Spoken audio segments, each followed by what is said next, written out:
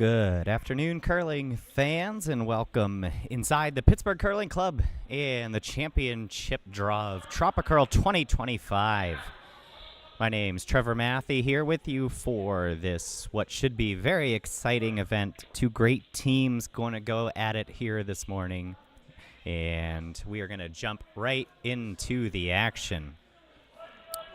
First stone on the way from Yins Wins Pins, a team skipped by Dave Ellis, viced by Tony Paisley. David Dickinson throws second, and Larry Young leads off.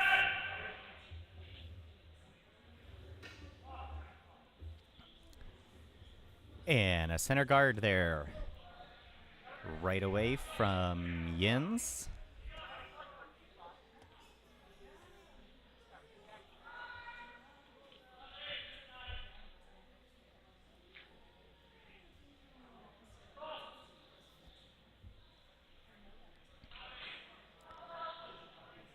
Team Ferda winning the coin toss and electing Hammer, throwing the yellow stones this afternoon.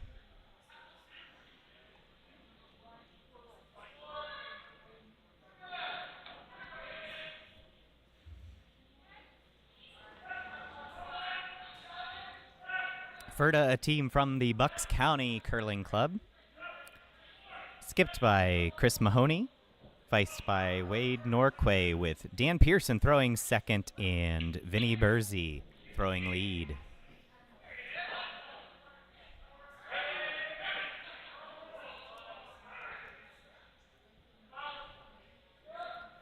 Great performances so far by both teams this weekend.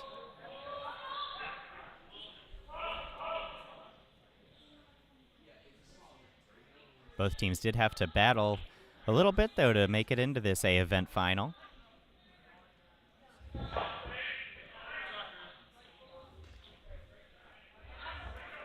And starting this first end out with a plethora of center guards in play.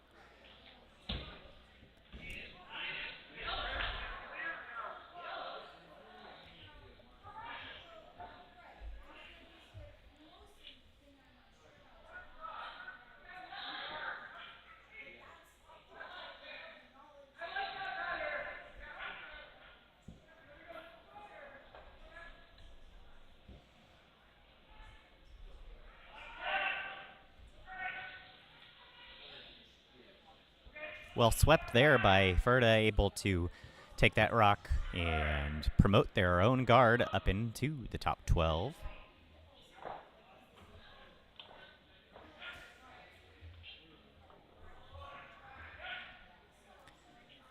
And now a draw around all those guards on the way from Yins Wins Pins.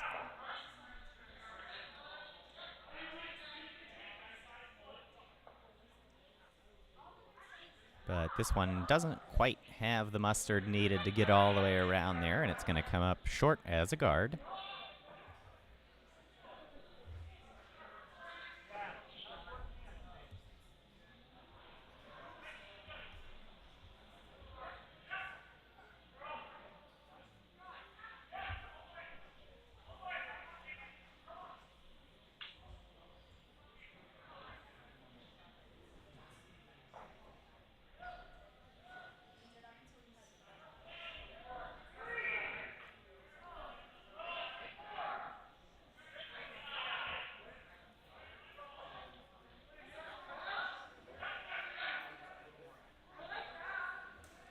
And sweepers working hard to see if we can get one finally around everything in. They do a great sweep, sneaks around both those high guards, and they will take this one solidly into the top 4.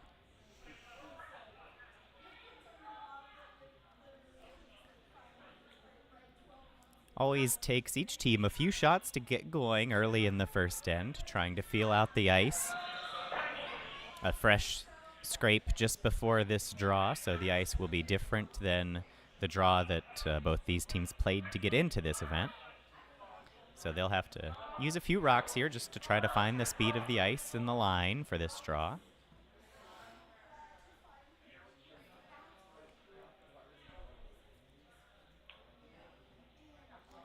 And that stone also comes up a little short, fails to outcount the Bucks County stone in the top 12 foot. And that's going to allow Team Ferda to start attacking the other side of the house now.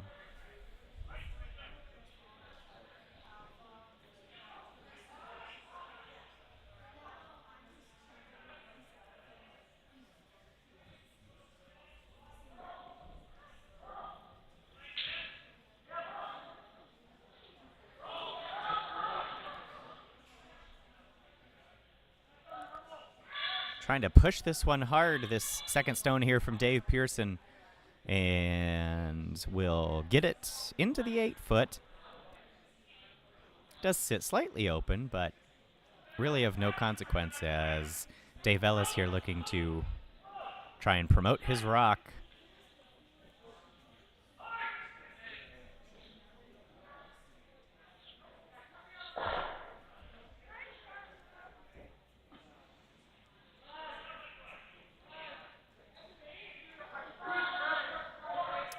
An immediate hand up from the sweepers there, thinking this throw is a little heavy. And it is indeed. That will just not come back at all. Sails on by. And out the back of the house.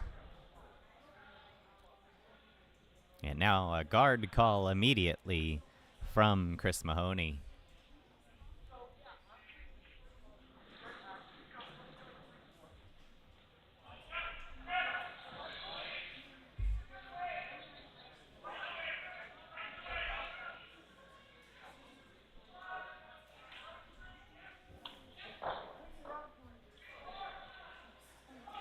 Little temporary delay here. The team had grabbed the wrong stone.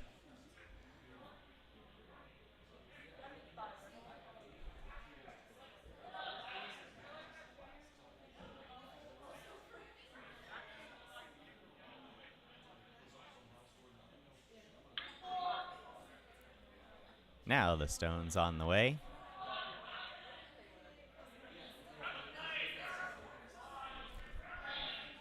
The handout from Dan Pearson there, trying to will this rock to slow down a little bit and curl. Realizing now that it's not going to do it, so plan B, taking it all the way around. Can they curl under cover?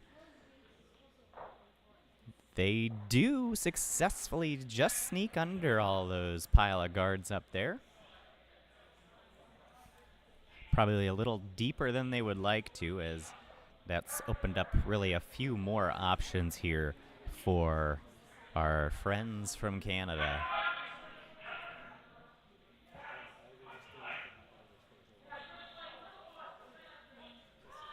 An immediate sweep call on this, and they'll make it around the guard, come off now, and do they have the angle? They do. And that will sit shots rock. An absolutely wonderful throw there. Sits shot under a pile of guards.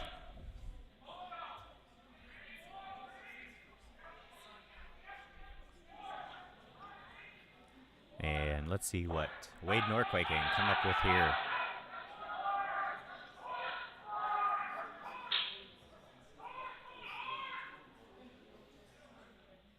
Calling hard for the sweep. You can hear the skip and the thrower yelling.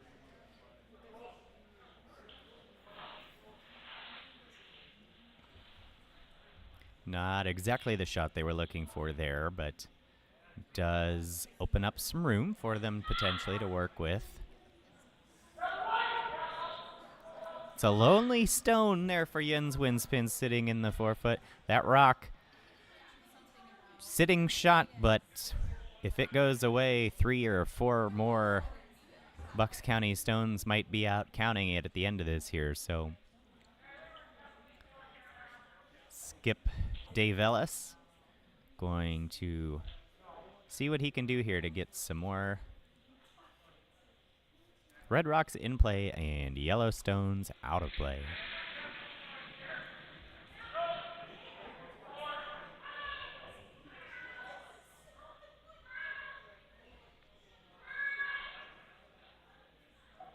Tony Paisley telling her sweepers, curl this thing over, pushing it as far as they can, and they will make contact. So a well-executed hit there.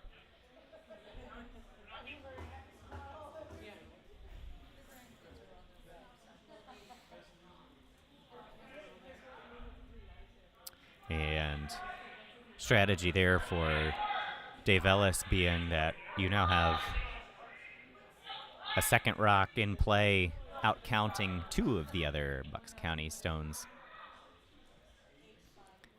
cutting down the possibility quite a bit that a big end is going to unfold here. And now Chris Mahoney going to attempt to promote his own shot rock and get that red stone out of the way. An off and online call here. Usually that's a good thing. Means they're pretty close, they think, and are just trying to dial it in exactly. Does make contact. And boy, oh boy, is that close. You can see Dave Ellison has skipped there. Tony standing over all those rocks trying to decide who shot out of all that. Our overhead camera not quite dead center, so hard to tell. Does look like it's one for Ferda at this point.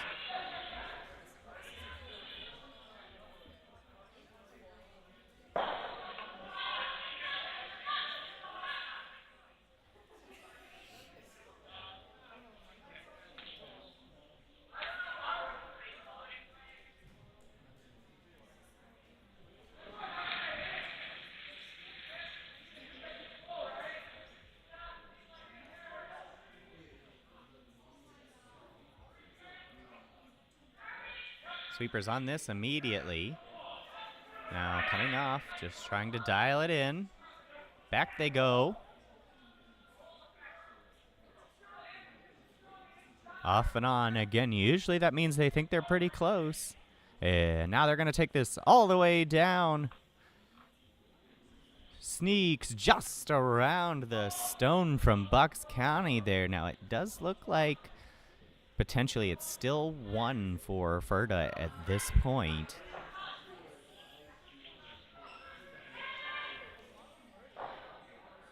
And we'll see there is some space there, so let's see if they decide to get a little bold here and try and throw a hit, or if they just want to draw and promote their own stone. You can see the discussion there, the brooms going back and forth in the house.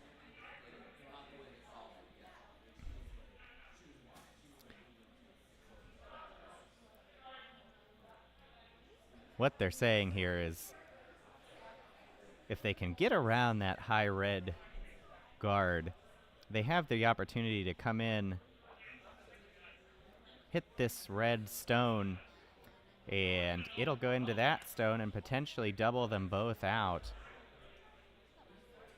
And you've got a chance there to score 3 then.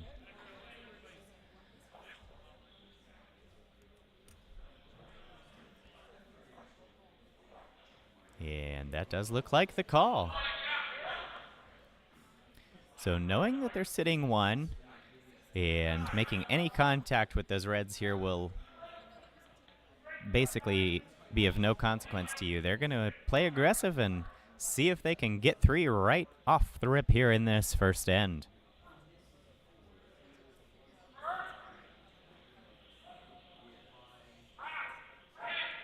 Sweepers waiting patiently. Now they're on it, calling hard for line. Can they get it around the guard? Yes, they will. Does it have the right angle? It does indeed. Stays just a touch wide, so it won't stick around, but still a great throw, and that will be a score of 2 for Ferda here in the first end.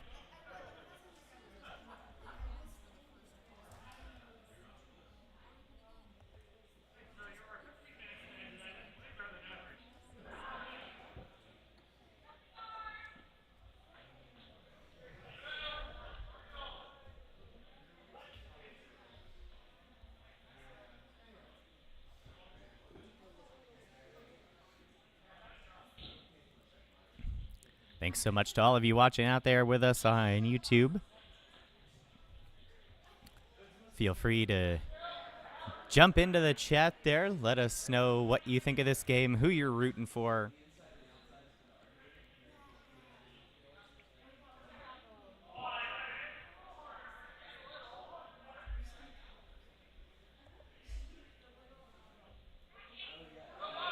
This, of course, our feature sheet stream. So this is our A event final, the B, C, and D event finals, all available on our second stream. You can see those over on sheets A, C, and D.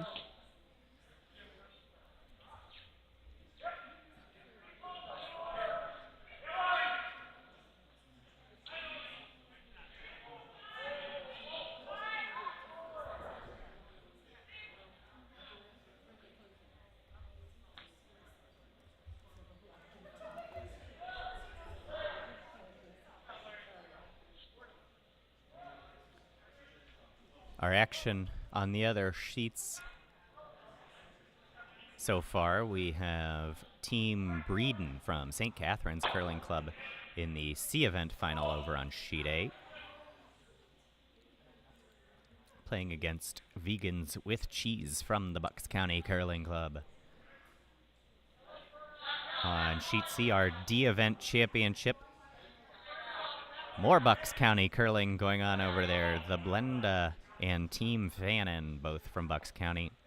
And our B event championship over on sheet D, Team Rorick from Columbus, and the Big Sexy Curling Company, a combination team from Pittsburgh and Mayfield.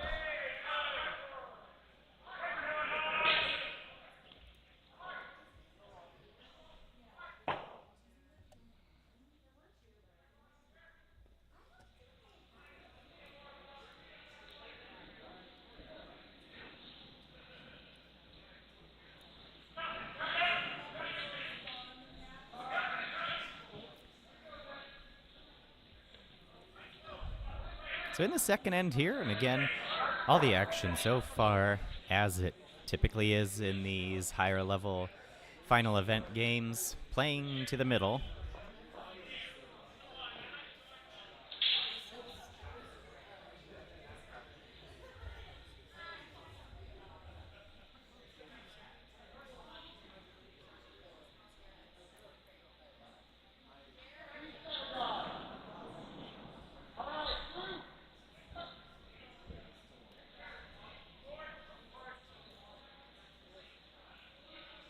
And Dan Pearson's throw, he didn't like that one. Stood up out of his slide right away, shaking his head. We'll see where it ends up, though.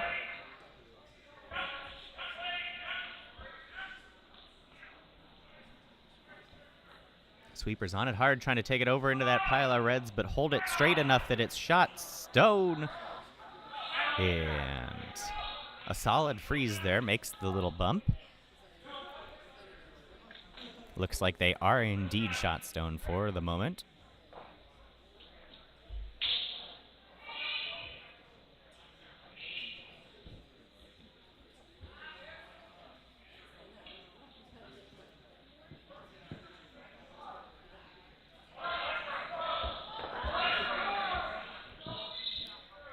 And hands up from the sweepers all the way there. This rock coming in hot. Now there is a Yellowstone back there, and it does make contact with it and will just hang around.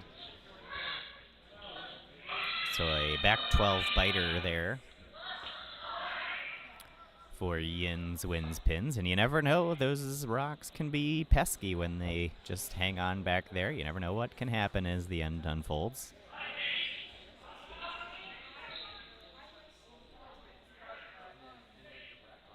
And both teams so far, as we get halfway through this second end, happy to continue this draw game to the middle of the sheet.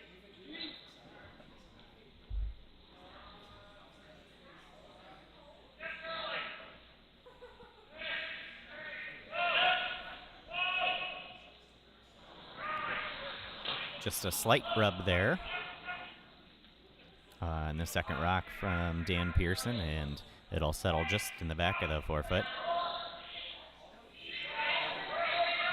Dan looking to continue his lucky streak here at the Pittsburgh Curling Club this year. This season, Dan has won every event he's come and played here in the Pittsburgh Curling Club.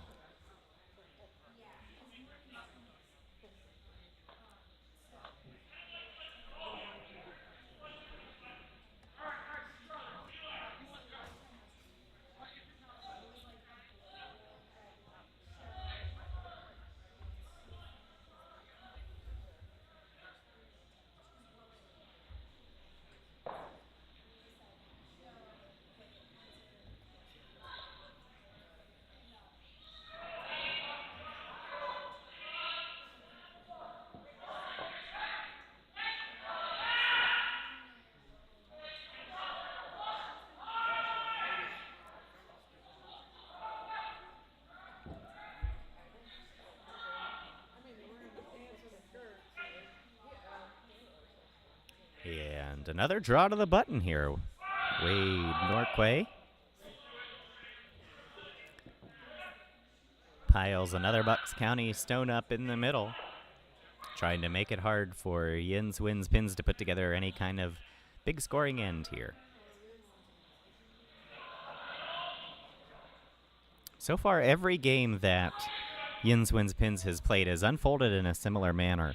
One or two ends, they have struggled to score a little bit, tried to find the line and find the weight, but boy oh boy, once they do, have they turned it on in every single game.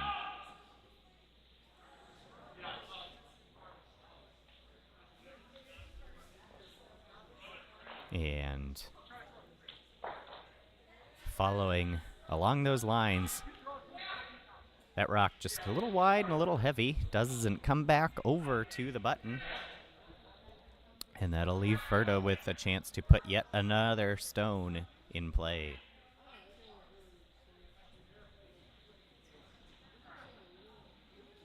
Rob Young out there in the chat watching says he was with Dan for one of those victories here in Pittsburgh.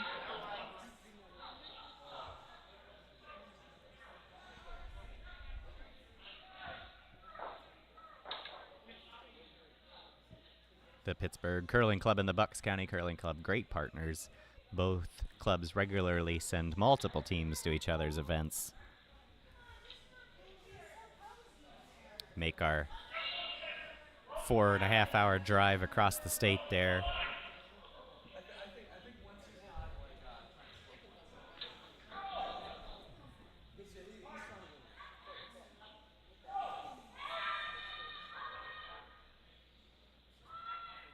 And another one on the button.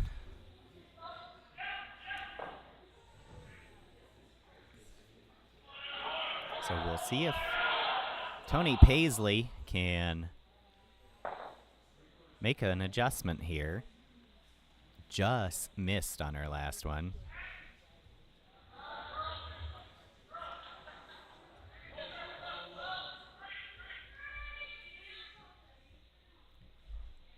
Now this one appears to be a little tight. They are going to sweep this hard, and they will just sneak it by the guard. Now where's it going to finish?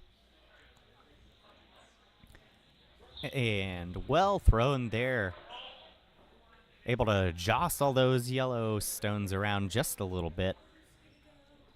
Bucks County does still sit shot, but she at least able to move things around and give her skip Dave Ellis a chance.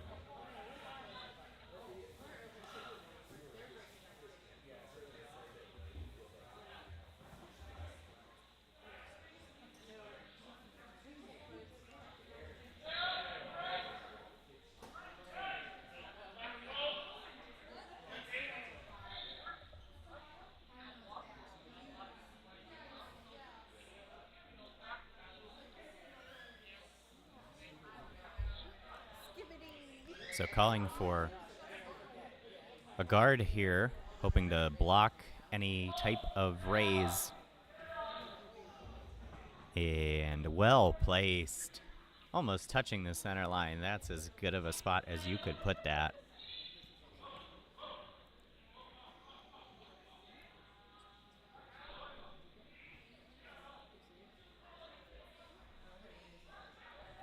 And this will lead to some discussion here between Dave and Tony on what they want to do and where they want to hit these stones to get the most out of this shot. If you haven't seen Dave throw before, he is more than capable of putting some heat behind a rock.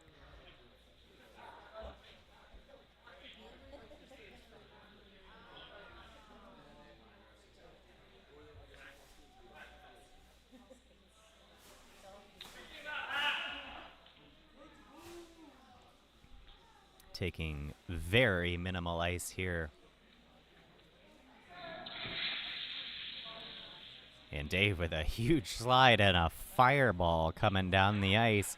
As long as it comes back, it's going to make contact and move some things around, but it will not.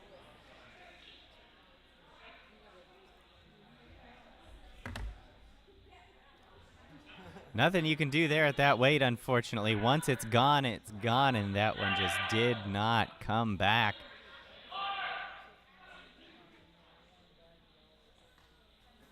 May very well have removed both those yellow stones if it had. But now gives the opportunity for another guard.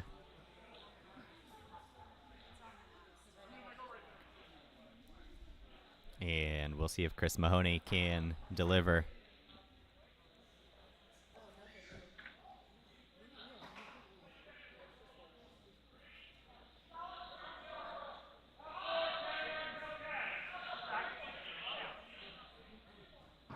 His last guard perfectly placed, and so far it seems like the sweepers are happy with this one.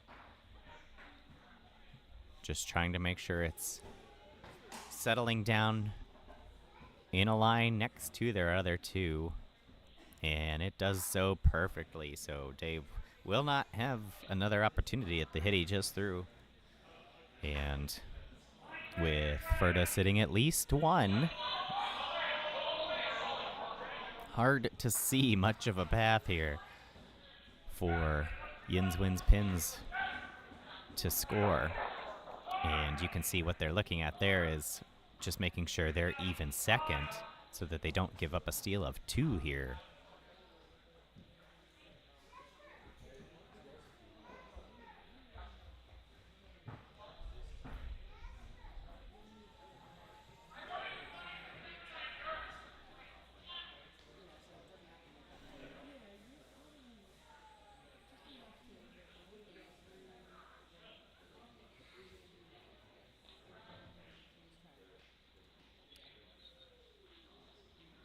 The discussion is, can they raise this yellow, send it all the way up in, hit the red stone, into the yellow stone, and move things around enough that the red stone becomes shot rock.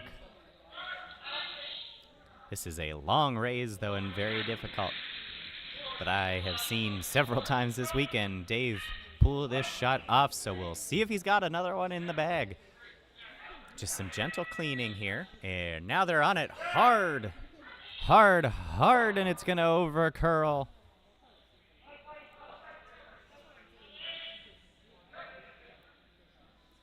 So that will be a steal of 1.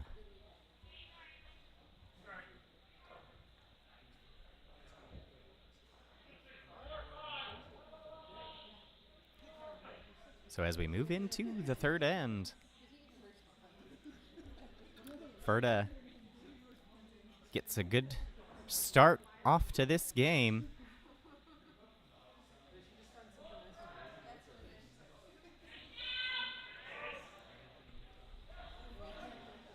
As I mentioned before, this is so far exactly how every game, so basically that Yins Wins Pins has been in has gone. A slow start, but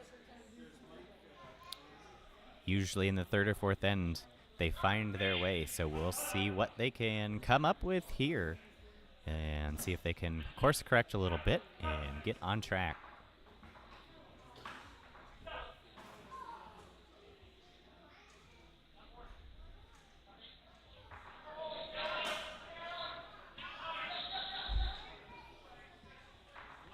Larry Young throwing lead for Yins Wins Pins.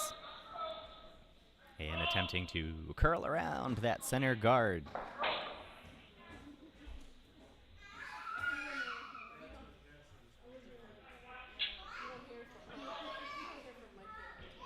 This one just hanging out a little bit, not quite getting the finish on it. Now trying to push it over as far as they can. And excellent sweep there. Tried as hard as they could, but it does remain slightly exposed. Just barely a quarter buried under that guard. So you can see the broom immediately down from Chris Mahoney saying, let's get this out of here.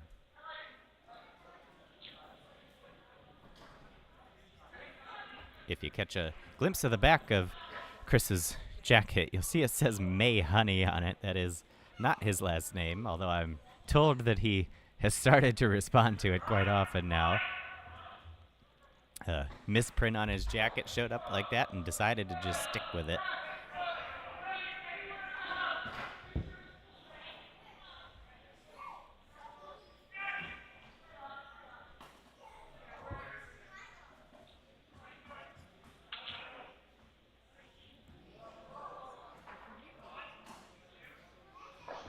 So a successful hit there from Vinny Bursey. Makes the Red Rock go away. And actually able to also hang around out there in the wide left side of the house. And another draw on the way from Larry Young, but this one also doesn't have the curl, and that's because it's heavy.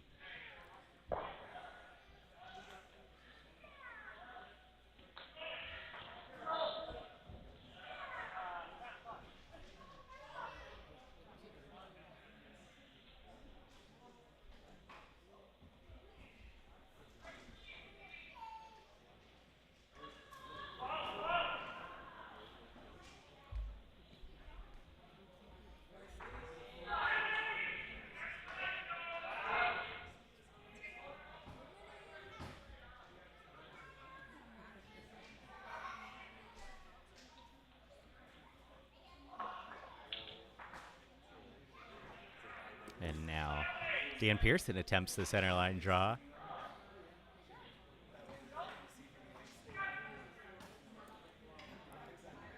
And this does bury just a touch more than the previous throw by Yins Wins Pins that was there, but it also does just hang out slightly exposed.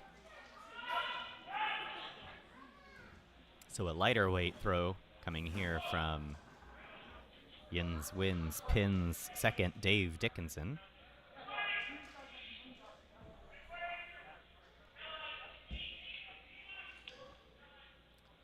Sweepers on this one all the way, just trying to get it down, frozen to that yellow one. And they will.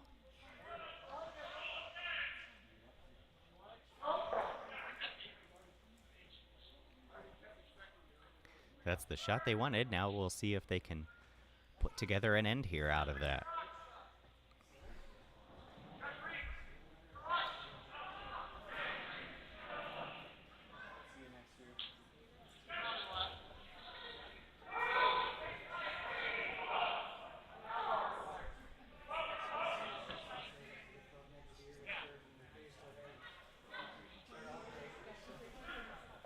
Sweepers waiting for this to curl. Was thrown just a hair wide of target, and it will sneak around everything and go to the back of the 8 foot.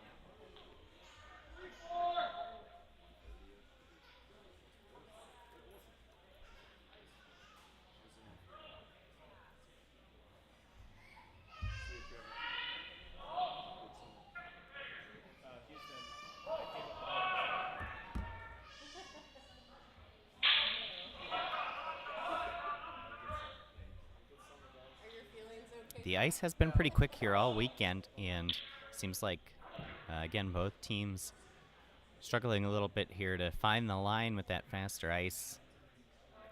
Lots of rocks going a little wide and a little deep.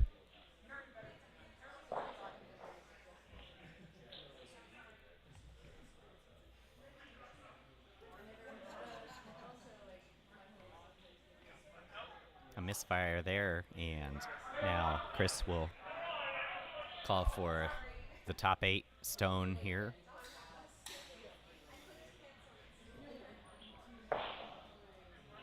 Both teams now essentially setting this up as like a doubles curling end, trying to play their angles and freeze on those centerline stones.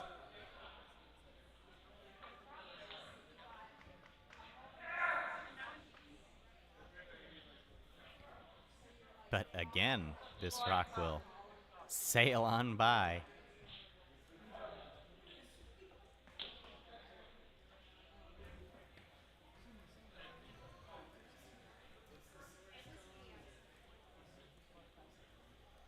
And it looks like Dave Ellis has seen enough of that. He says, okay, no one's going to make this shot. Let's change course here a little bit and peel this guard out of the way. If he can hit it straight on, he's trying to demonstrate there that he'll hit into the red stone, clear out the back yellow stone, and then he would be sitting shot rock with a yellow stone frozen to him. Asking for curl here. Now straight, and they will make the peel. A little bit of an unlucky jam there. That yellow rock running into its own little friend there out in the edge of the house.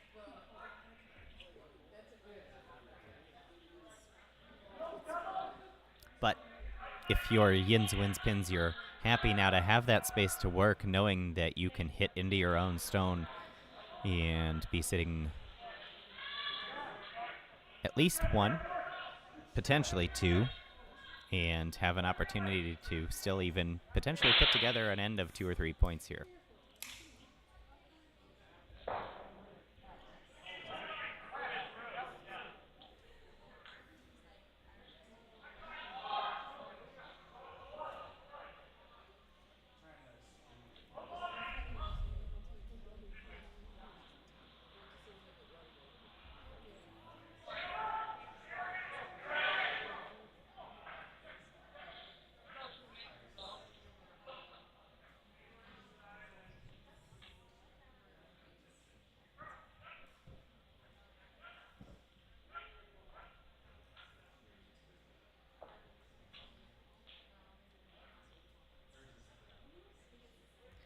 And pretty close to what they wanted to do there. Knowing that that frozen rock wasn't really doing them any good, they were hoping to just move some things around a hair and make some space.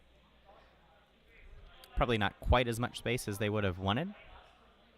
But also, you're sitting shot rock 3, 4, and 5. As we see Dave staring down at the house, trying to think of what his plan is here to score 2.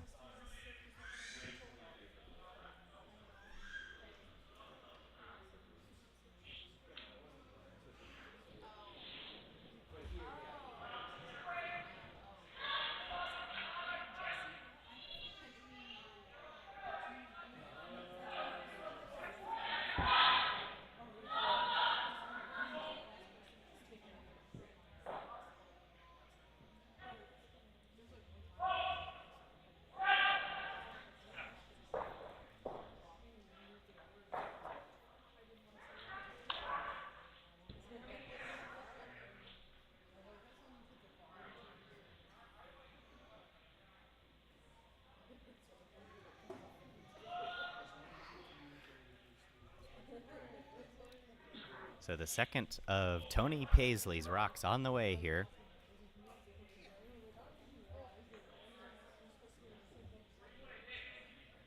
And the sweeper trying to push this one over and get inside that higher yellow stone. Won't quite do it, so just sends it straight back.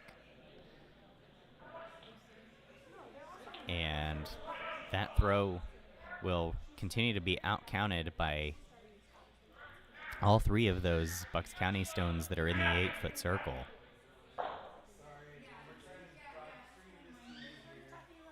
But nonetheless, it does force Chris Mahoney and Team Ferda to deal with it, as it does set up an opportunity with their next throw for Dave Ellis to throw a hit and clear out 1, 2, or even 3 of those yellows. And all of a sudden, the end would flip and Yins Wins Pins would have 4 rocks sitting in the house against a lonely 1 or 2 from Team Ferda.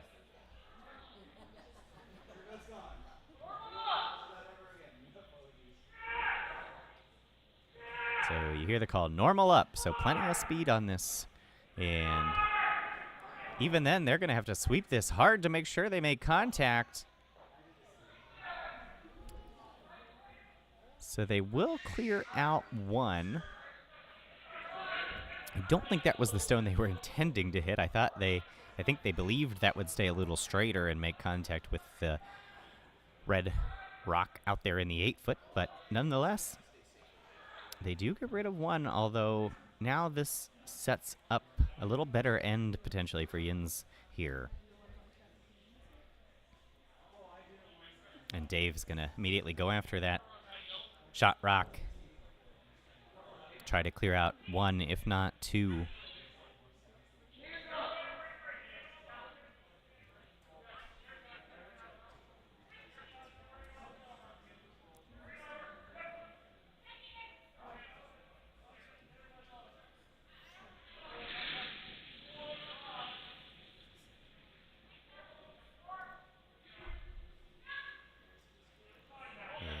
Both sweepers on it to start, now off, and thinking they're holding it maybe a little too straight. Now both trying to push it over. And well thrown there. Boy, is that close. It might have just run over 1 inch too far. That is really close as to which one of those rocks are second. You can see all 3 stones there wrapped around the 8-foot circle. The words making it a little difficult to tell exactly who's closer.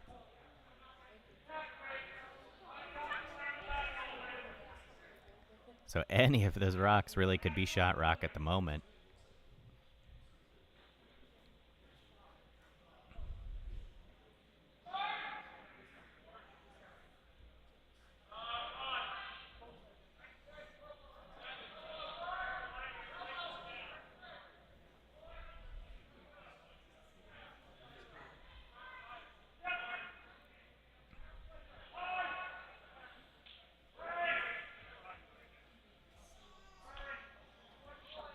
And so a draw coming here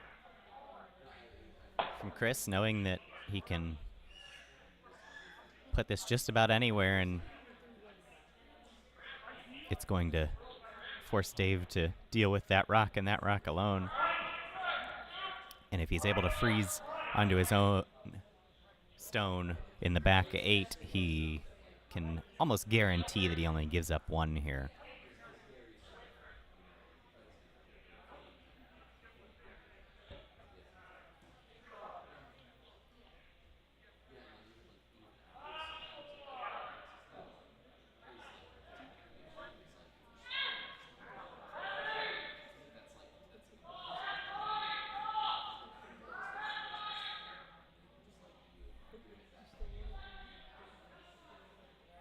So here we go, draw in the way, starting to curl now. And a late line call. Now this is going to bump into the stone for red, and it needs to not move it into the yellow too much. So boy, oh boy, again, are those 4 rocks really close on who is shot out of those.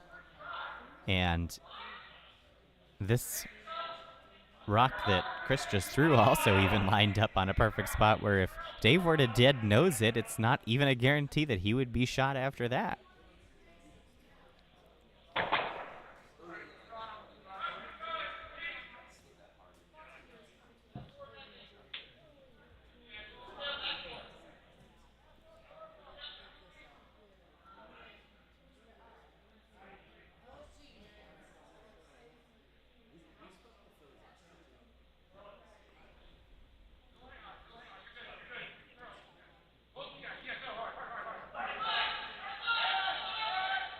And a long discussion here from Dave and Tony on just exactly what they want to do here and how they can move these rocks around in a way that they can try and get to.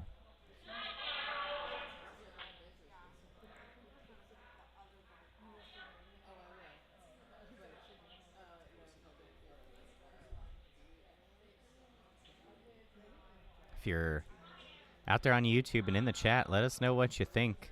How would you go about getting your 2 here?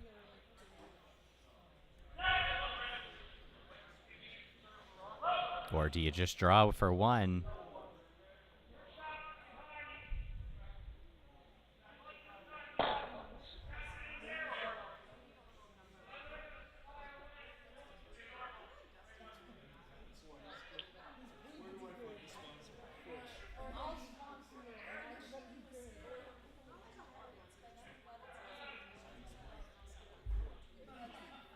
So here we go, final stone of the end from Dave Ellis.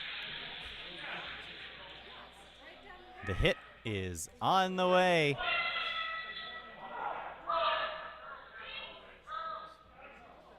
They think this is close. And it is. What a shot.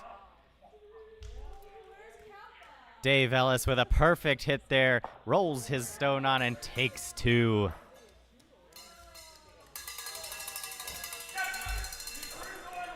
That has been the story of the tournament so far for Dave. Every time he needs it, comes up with a big hit to get multiple points.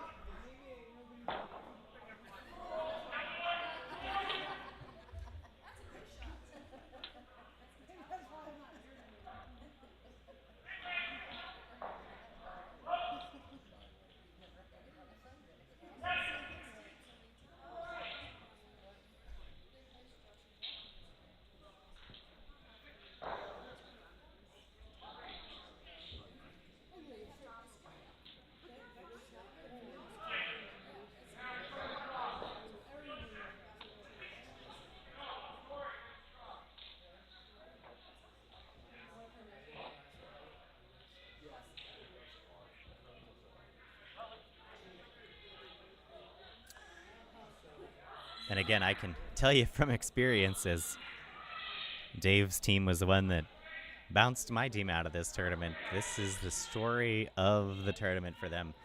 An end or two trying to figure things out, but once they do, boy oh boy, have they turned it on against every team they have played.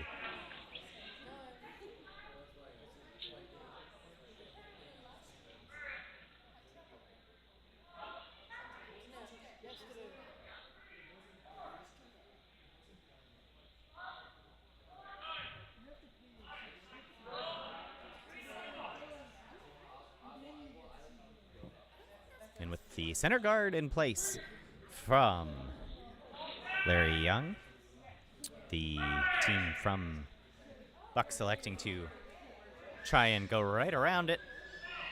They don't quite get there, though. That one just short.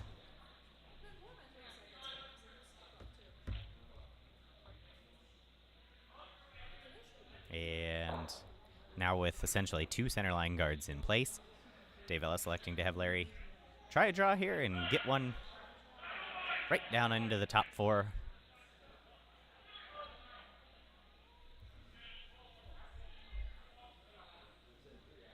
Again, every end so far has unfolded as just a race to the button. Both teams playing to the center, playing for the draws. We've not really seen any significantly aggressive strategies yet. No corner guards, no playing to the wings so far.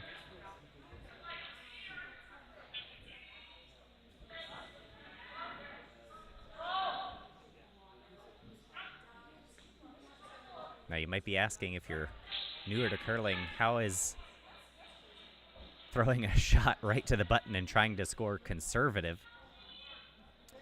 But in curling world, what you're really doing is cutting the other team's ability to score a big end down. So it's not that trying to score is aggressive, it's that cutting the other team's chances down is the conservative way to play.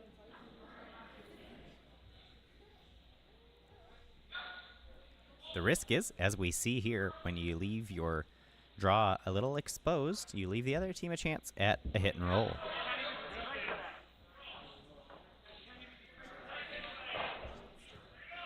And this one just a little bit wide of the mark, so they'll make the hit. They won't get the roll they were looking for, although they do hang around as a biter in the 12-foot. Once again, a big thank you to all of you out there watching with us on YouTube.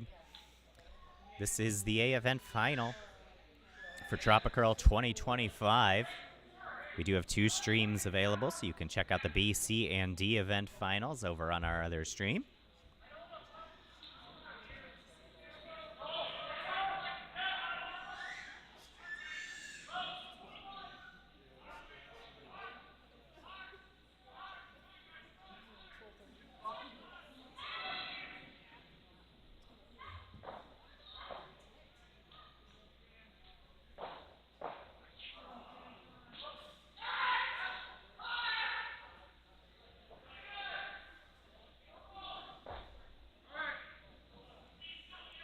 And the play to the center continuing. Second, Dave Dickinson for Yins wins pins. Trying to see if he can be the first person this end to figure out this draw.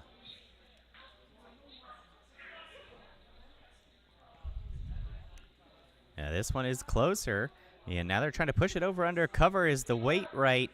It sure looks like it. And a great throw there. Not quite able to get it fully buried, so it is about quarter to half exposed. And we can see here that Chris putting down his broom for a lighter weight hit / tap on that red shot rock.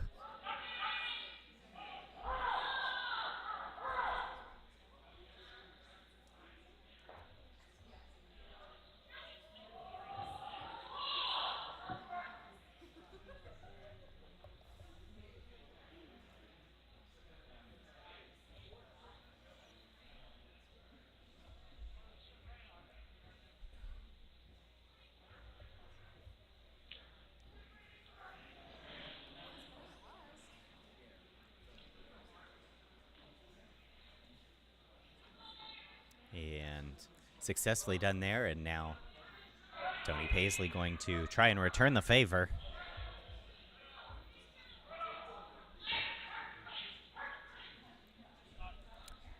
They're waiting for this to curl.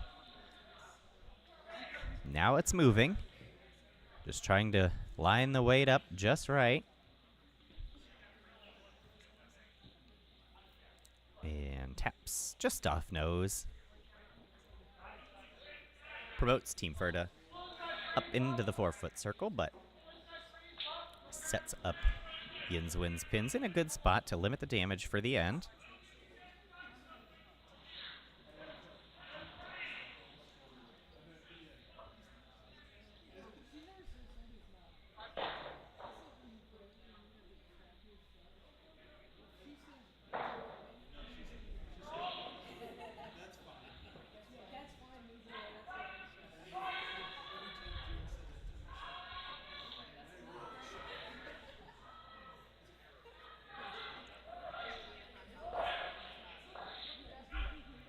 And so another draw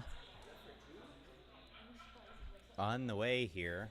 This is going to be close if they can paper right around that red. This should curl in nicely. They do make it. Now, where's the weight going to have it stop? So, does sit 1-2 for the moment. But you can see Dave calling for the same shot here. When you see the skips raise their broom up like that, that's their signal to their team at the other end that they want to hit a stone and raise it up just a little bit. So trying to promote their own rock. Basically the same shot that Tony just threw. It's always nice when you can give your thrower the exact same shot twice in a row. But looks like she might have misfired on this one a hair. And they will tap it. And looks like they've tapped it into second position.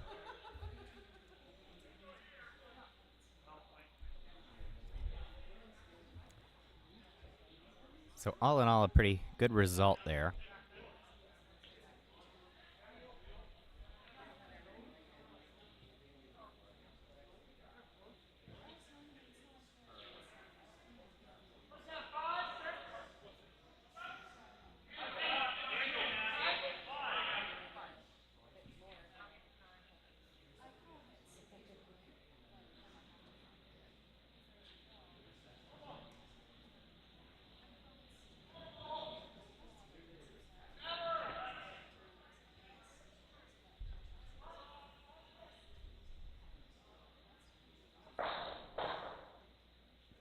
And now trying to put another one right into play is Ferda.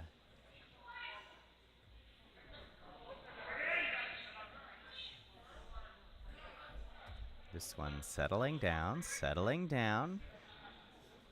and stops just in the 8-foot circle.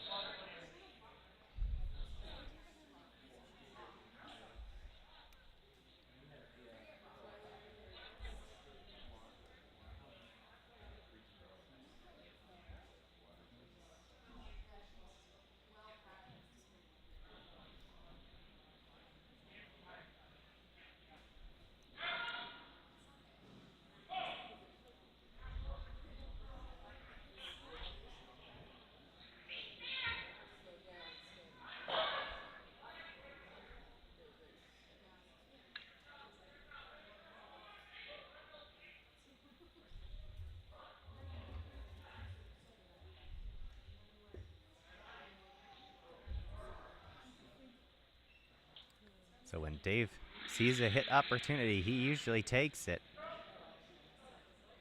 And that's exactly what he's going to try and do here. This one a little wide, though, and it needs to curl. Pushing it all the way. We'll see where they're able to make contact with this yellow stone. Pushes it perfectly, picks the shot stone out. Just another absolutely wonderful shot there from Dave Ellis.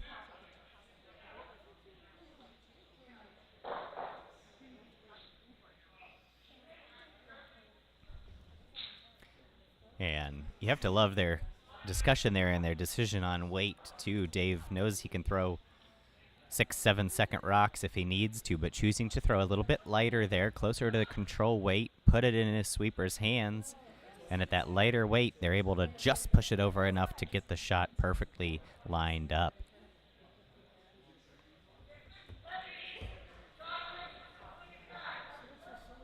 The big hits are fun, but sometimes it's just about throwing the weight you need to, and throwing the minimum weight necessary to accomplish the shot.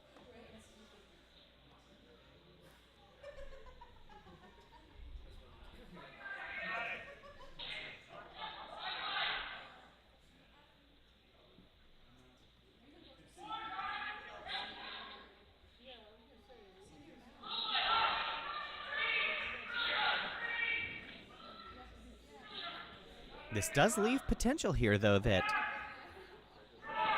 Chris Mahoney could return the favor and potentially even double the Reds out and pick their red shot stone out. So we'll see what they're able to do here. Makes contact with one, makes contact with two.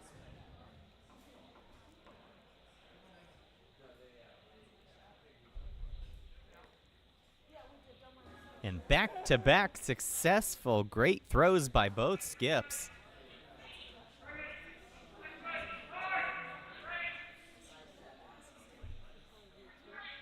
And the end flipping back and forth like a light switch. Now all of a sudden Verda back in a good position. Sitting two.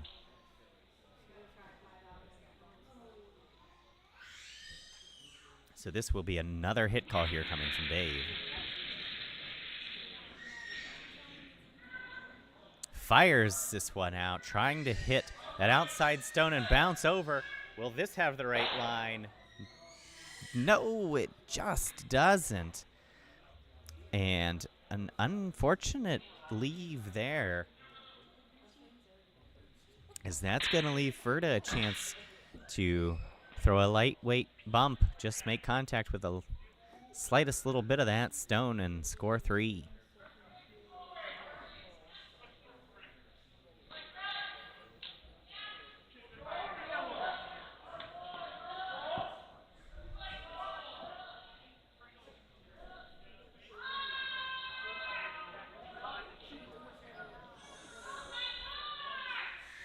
So just a slight misfire from Dave there, but curling really a game of inches and just needed another inch of curl there to roll over in front of that yellow or even make the double. Doesn't get it, and we'll see if Chris is able to pay it off here and get his three. A late sweep call here. Asking for Dan to hold it as far as he can. He does, makes contact, and that is three.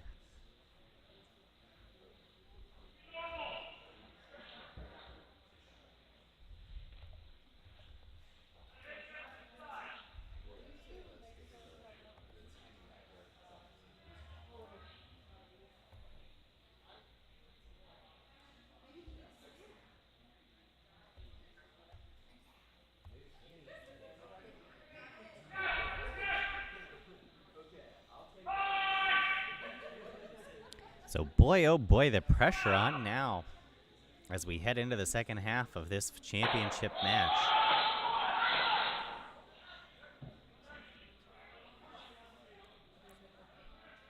And what can Dave Ellis and his team come up with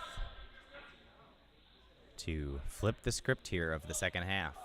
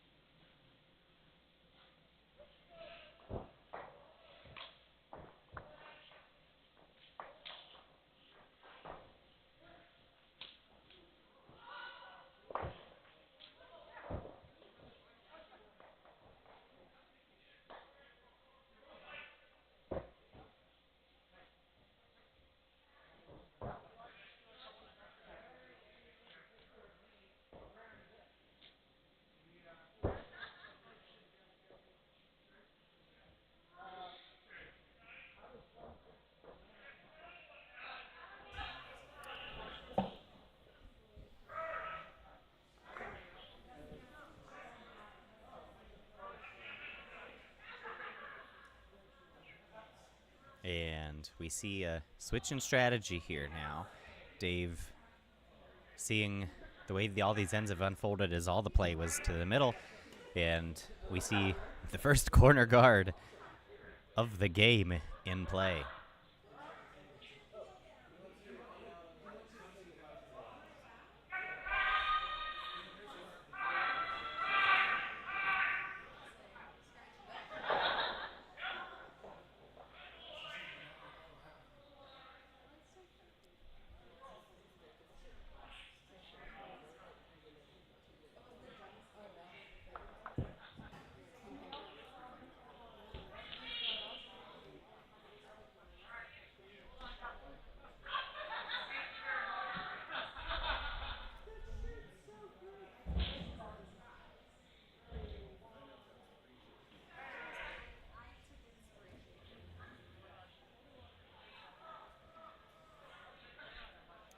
Some quick matches around the rest of the curling club here in the championship draw.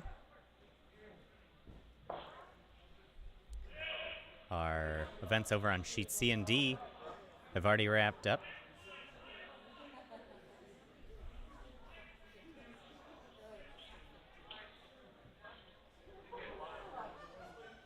Our D event championship on sheet C, 2 teams from Bucks County, the Blenda and Team Fannin, came all this way just to play each other, so they just had a little fun through some rocks. No real winner there. Just 2 teams enjoying some summertime curling.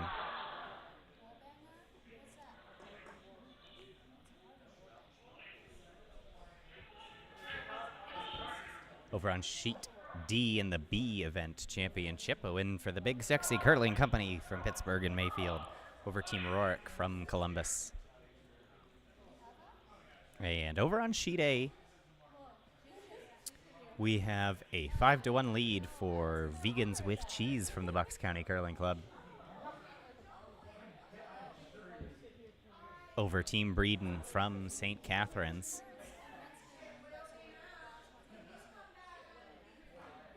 Big Sexy Curling Club. Big Sexy.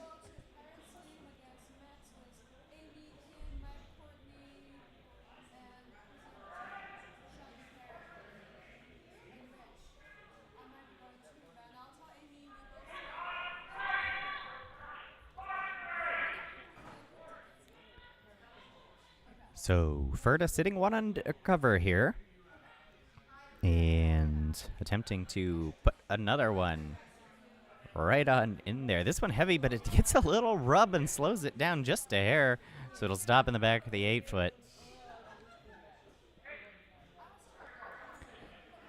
That was coming in hot, probably headed out the back, but just cut a tiny little wick and slowed itself down. And so more draws coming from Yins Wins Pins.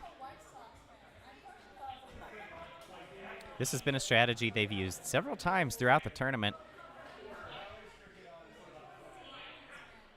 is to throw quite a few draws in, set it end up like a doubles game, and then try and just give David Ellis a few chances at hits and see if he can clear things open and score 2 or 3 at a time. And that's what they do again. So they'll stick another rock in play, sit 2 and 3.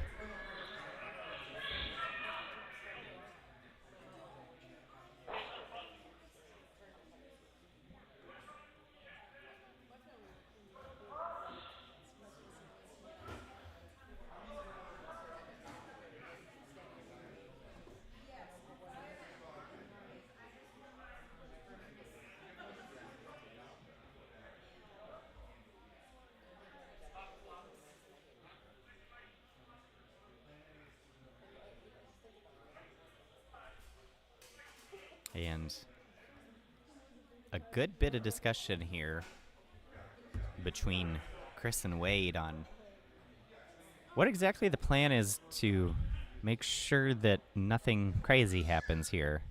You've got a 4-shot lead. You're sitting shot rock.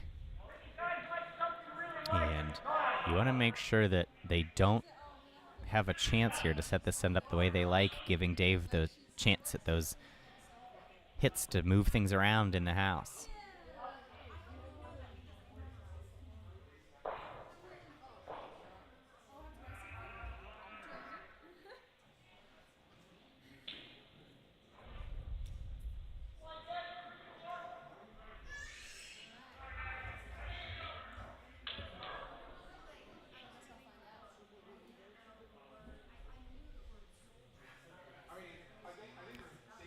And so a draw on the way here. Now this one was a little wide, so they're trying to push it over, push it over, push it over.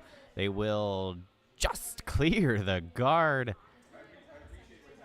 Boy, oh boy, a great push sweep there. Cleared that guard by a millimeter.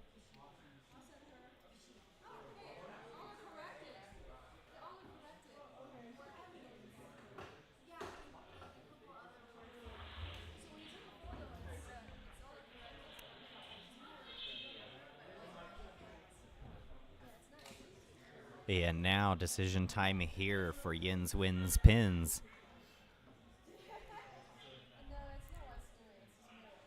You're on Tony Paisley's second vice throw. What do you do to make sure you've got a chance to get both those red rocks that are in the 8-foot into play as shot stones?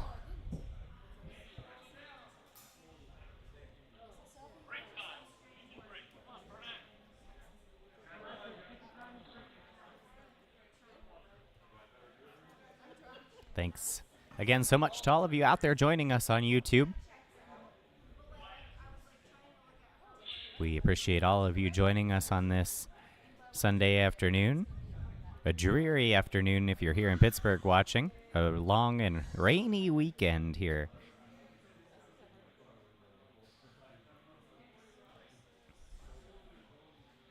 Lots of our out-of-town teams tried to make it out to Pirates games. Pirates and Phillies playing in Pittsburgh this week, so plenty of teams from Pittsburgh and Bucks County interested in getting out there, but the games often rained out. Only one of them really got started on time.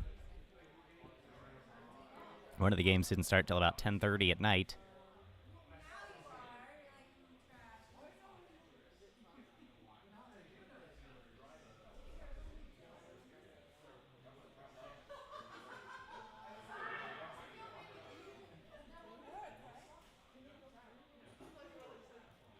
And here we go. Let's see what Tony Paisley's able to come up with.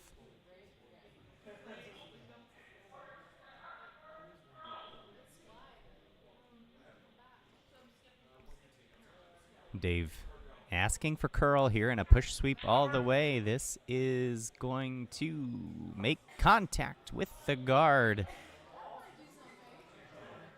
And will sail right on through. Misses everything in the house.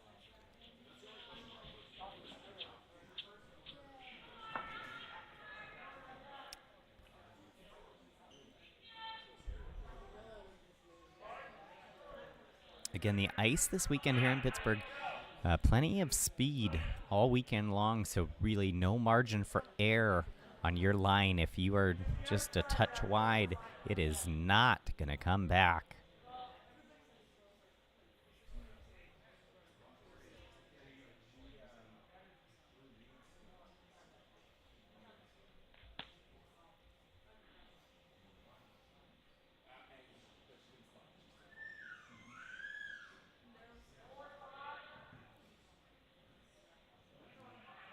And so a draw on the way here. 4-5 called by the sweepers out of the hand. So that means they're thinking it's has the weight to get to the top 12 or the top 8. And again, this one just hanging. Will also make contact with the guard.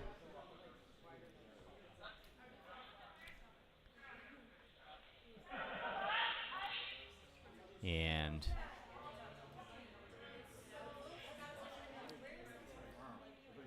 now Tony going to attempt to pull off a similar shot to the one she was just trying to do.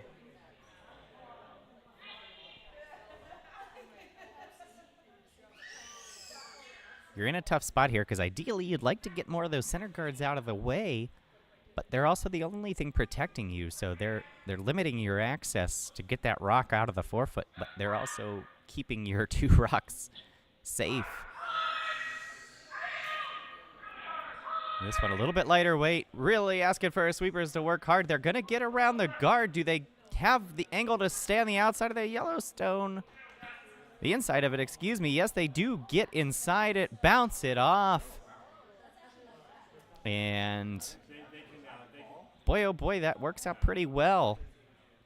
Now, the unfortunate thing is going to be really difficult to get that rock and the rock in the 4-foot fully out of play, but that does leave them an opportunity at least to score 1.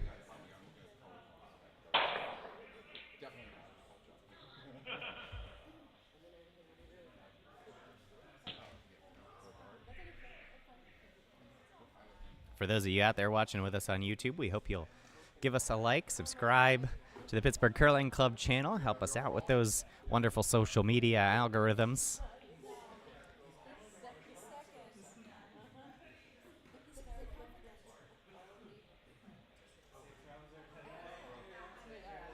Of course, this is the final event for the season for the Pittsburgh Curling Club, so as soon as this draw wraps up, the chillers are turned off, the ice comes out, and we'll be back with you for plenty more action in the 2025-2026 Olympic season.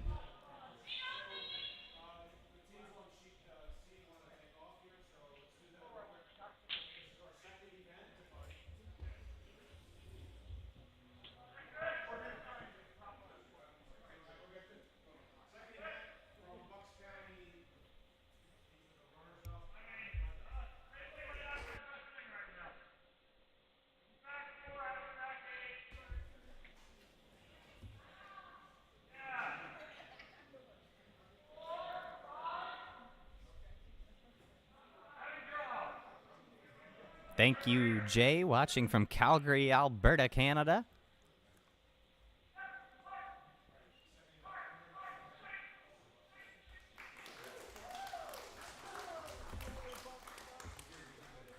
And an end-to-end sweep here from Dan Pearson.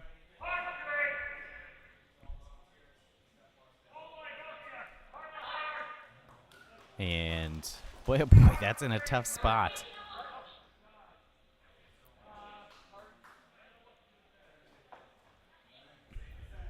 So what can Dave come up with here? If you just joined us, if you were watching the other stream and you just joined us,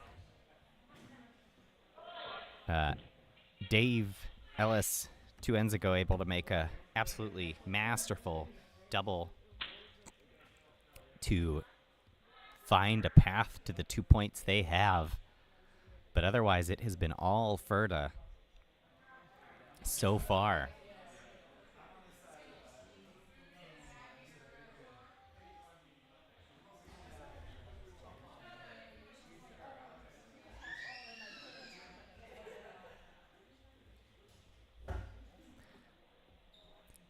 Every game up to this point in the tournament was timed, 90 minutes to complete 6 ends, but the final untimed, so teams have a chance here to take a breath and figure out these higher pressure shots.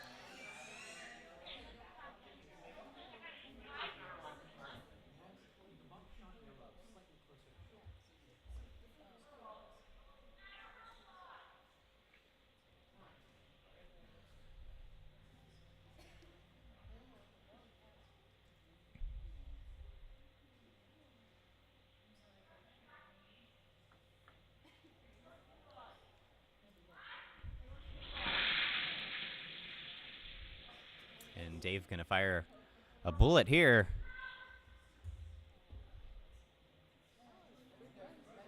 This is gonna be close. Hits on the nose. Clears out. 1, clears out 2. Leaves them sitting second and third.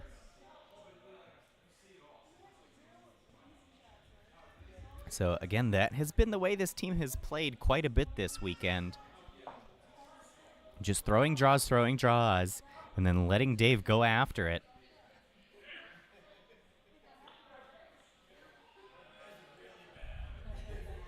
And now, what is Ferda going to do to make sure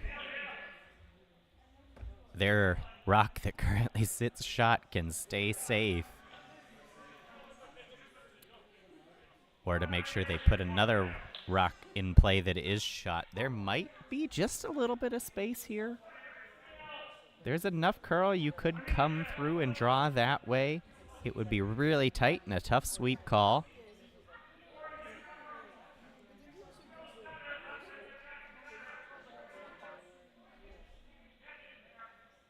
But they just want to make sure that they do everything they can to at most give up 1 and be up 6-3 with hammer in the even ends.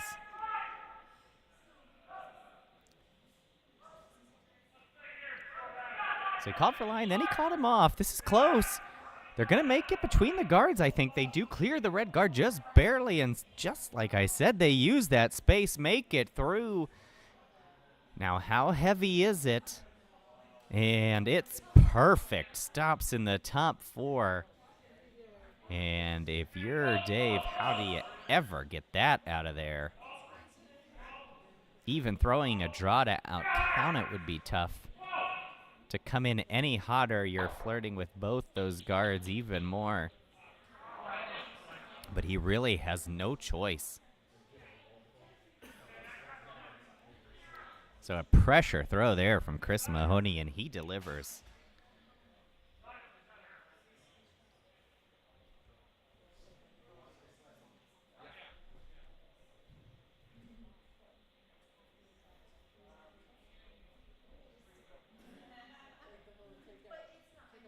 Dave with a hero shot in the third end to get the 2 points that Jens Wins Pins has. Can he come up with a draw here?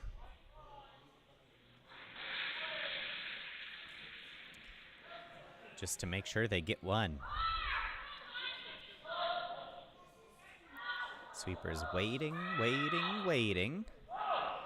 And now asking for curl, but this also looks really close. Now calling for straight. Clears the guard. Clears the second.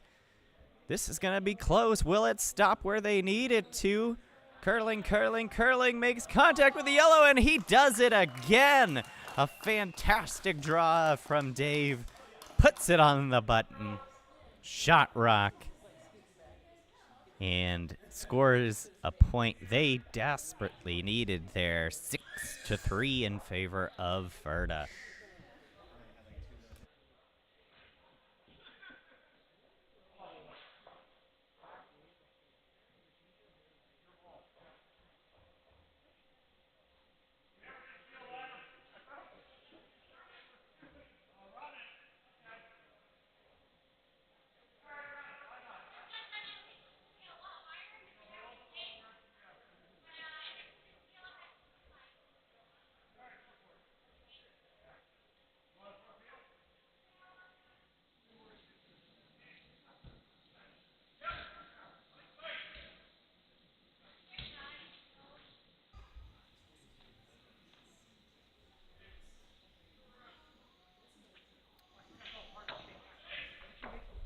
So here we go with 6th end action here in the A event finals of TropiCurl 2025.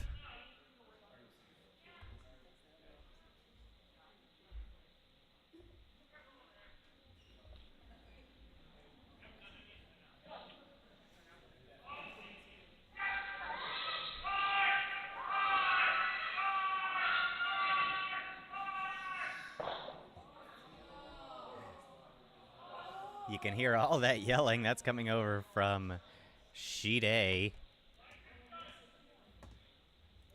And our C event final between Vegans with Cheese from the Bucks County Curling Club and Team Breeden from St. Catharines. It's the only other game left going on here in the championship draw. You can check that out over on our other stream if you're interested. Currently a 5-3 lead for Vegans with Cheese from Bucks County. But Team Breeden at the moment sitting with several rocks in play, about to throw another one.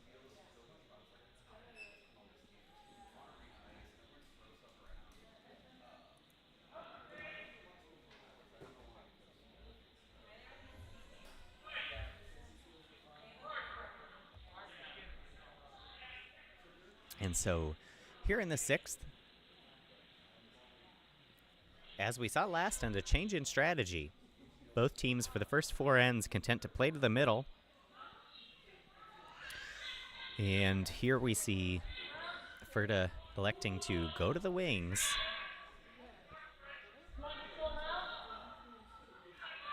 And try to set up for something big here in this 6th end.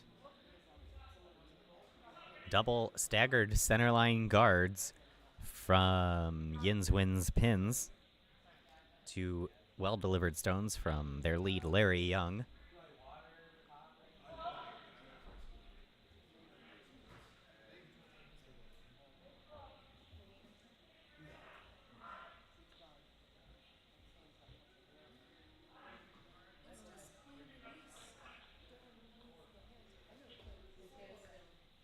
And now with those double center guards, back to basics here for Team Ferda, playing to the middle. And they'll try to put this one right into the top four. Just bites it, but that's in a great spot. And you see the pat of the broom there from Dave Ellis, saying we're going to go right on top of that.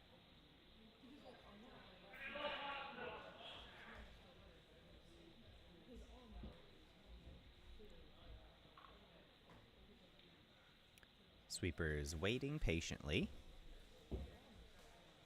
The stone looking pretty good all on its own. Maybe actually coming in a touch hot and might bump that yellow up a little bit. And it does, just a foot or so. And now seeing that, Chris says, let's get this stuff out of the way. And immediately calls for the peel.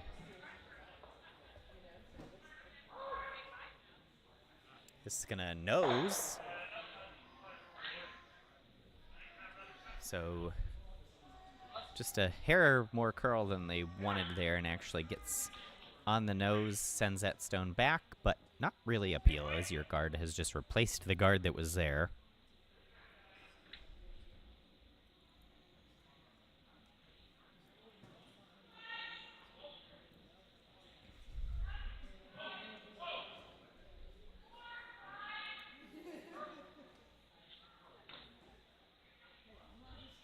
Again, over on sheet A, Team Breeden sits 4 without hammer.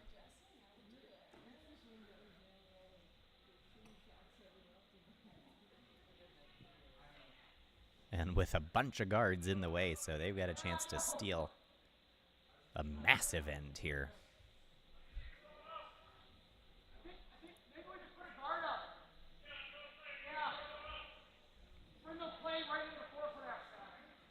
Our B and D event finals have already wrapped up.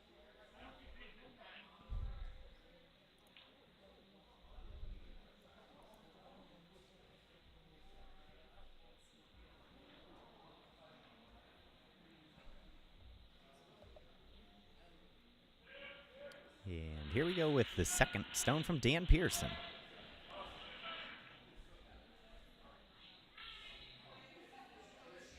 If you just joined us, I mentioned earlier, Dan looking for a clean sweep here at the Pittsburgh Curling Club. He's won every event he's attended this season.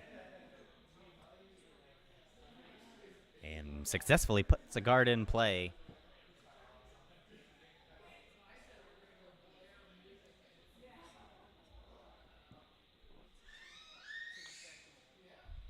So missed the peel on the first one, but said, okay, well now this is our guard, so let's adjust strategy again.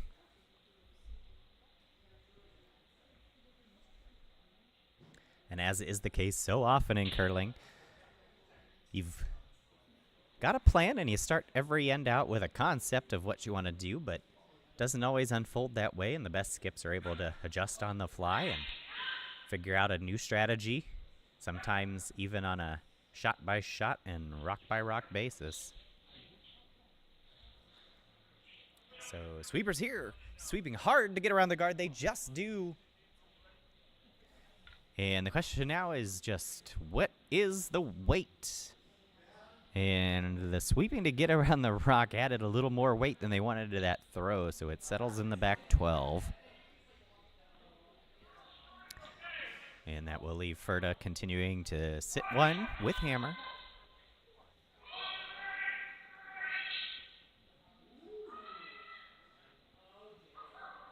Dave Ellis with a fantastic draw in the last end just to score one and keep Yins wins pins in this thing.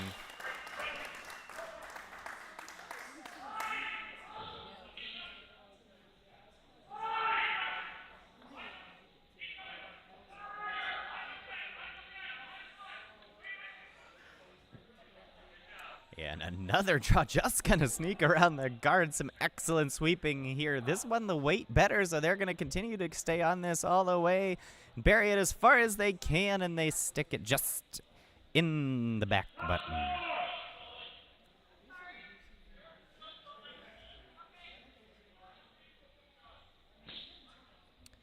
over on sheet A, a phenomenal final shot from Dave Schmel to not give up that massive steal there and instead find a path to a point.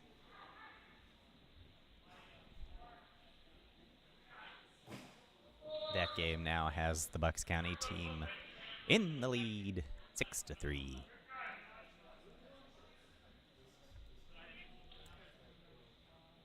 And the draw game continues here on sheet B.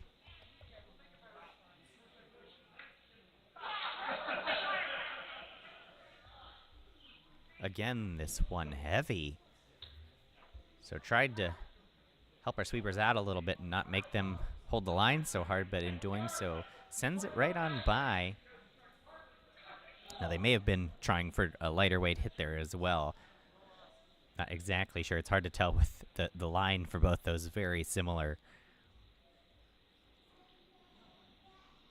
But either way, squeaks just passed, and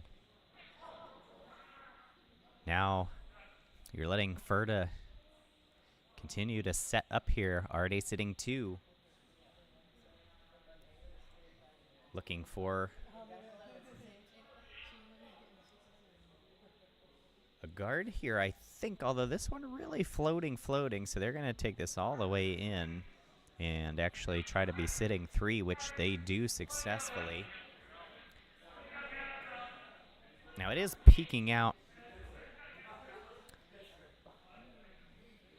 ever so slightly. It's essentially buried, but that yellow guard is high enough that you can still get around it if you're Dave here.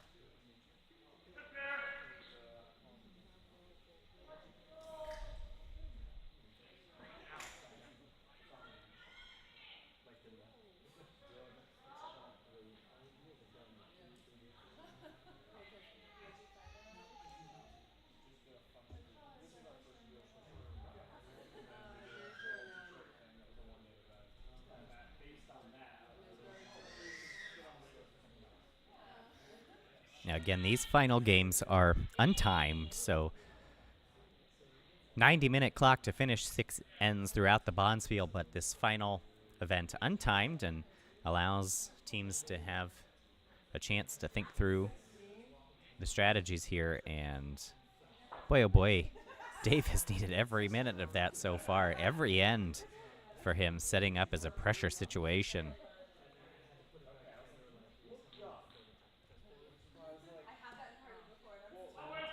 The team from Bucks County sitting 1, 2, 3.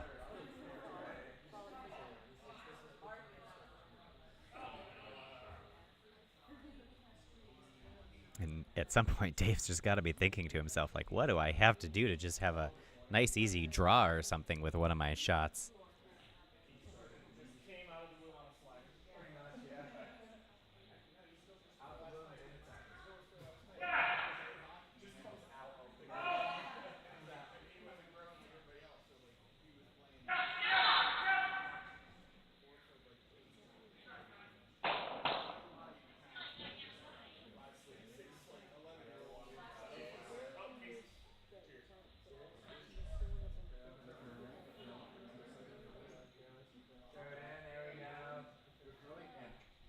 You can see here Dave and his vice Tony just pondering what on earth their chances are.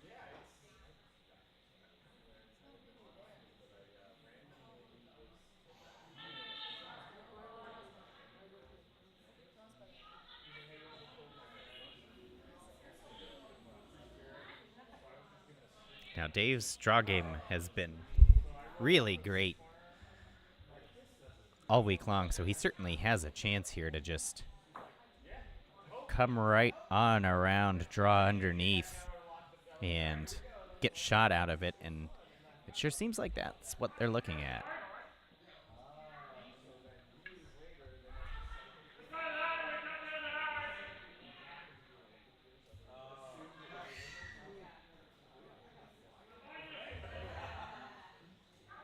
A few ends ago, Dave, with an absolute pressure draw through a port only about a rock and a half wide, and he absolutely made it dead perfect.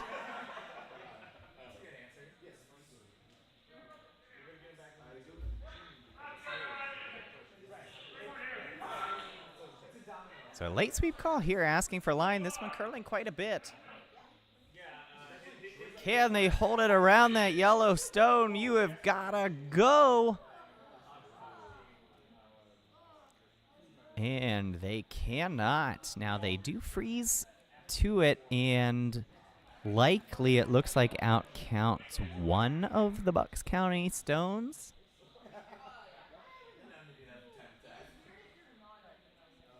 But Ferda still sits 1-2.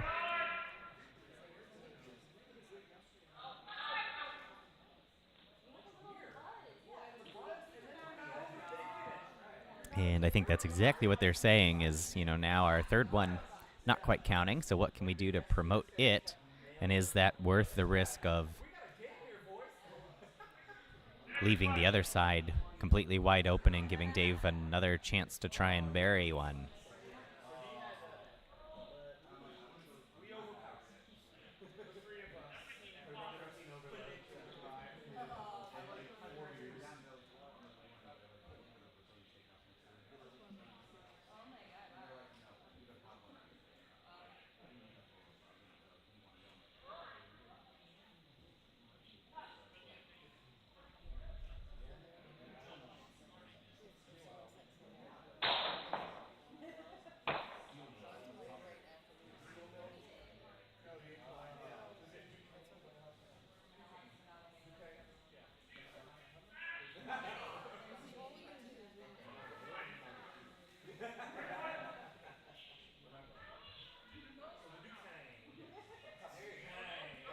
So Wade Norquay, the vice here, kind of wandering around the house and looking at what the angles might be on things.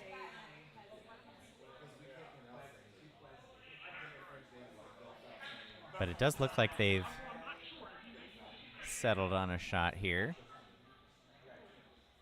Although now some discussion at the far end as Chris and his lead in second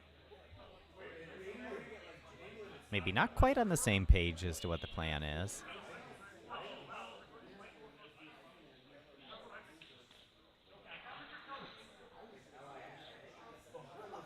But it looks like they're sticking with the plan.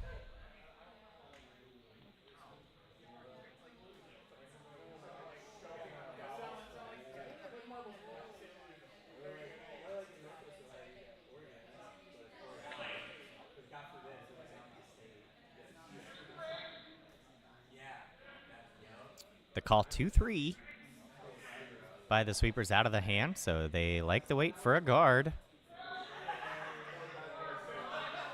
This one's slowing up, though. They are going to pound this thing hard to keep it straight.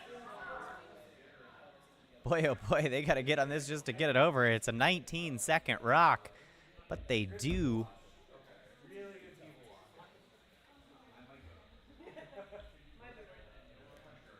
Now it is so high, the draw potentially still there if Dave wanted it.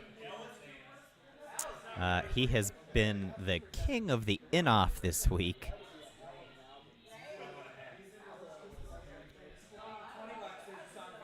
And I think he's saying, you know, I got an in-off here potentially for at least a triple.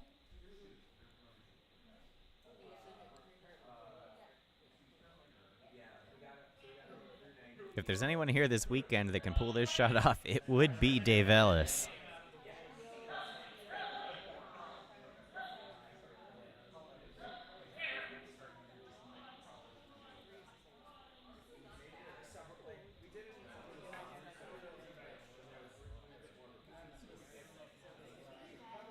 Now, he did try one of these earlier in the game and was just 1/2 of an inch wide and didn't quite get the result he needed. But here he comes. The out turn in off, keeping it straight, sweeping hard. This one is curling hard. It's going to catch a lot of that rock. Where's it going to roll to? And just catches too much to roll over with any speed. And boy, oh boy, now Ferda sits 3. And do they dare even try anything here? You can see him kind of waving at a hole there. He's like, we can sneak around these guards and get in here for 4. I'm not sure you need 4. 9-3 might very well lead to handshakes.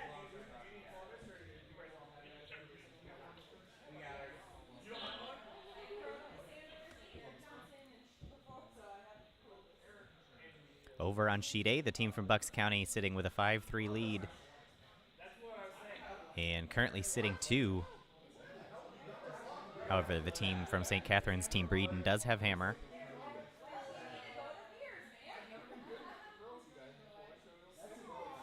I'm sorry, it's 6-3 over there.